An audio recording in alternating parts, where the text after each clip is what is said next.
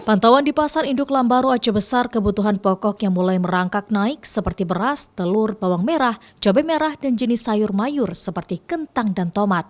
Bawang merah lokal dijual di kisaran Rp32.000 hingga Rp38.000, sedangkan bawang merah packing seharga Rp15.000 per kilo. Cabai merah juga mengalami kenaikan harga dari sebelumnya Rp30.000 menjadi Rp35.000 per kilogram. Sementara harga tomat per kilogram mencapai Rp13.000 per kilogram.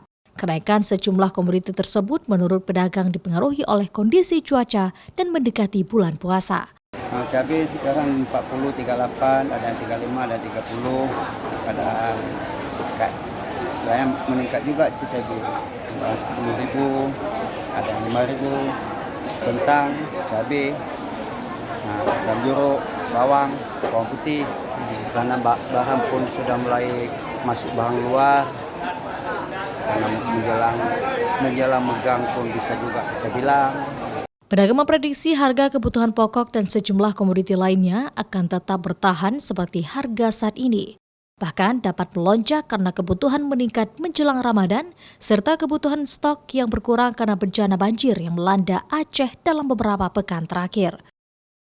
Mustajab, Kompas TV, Aceh Besar.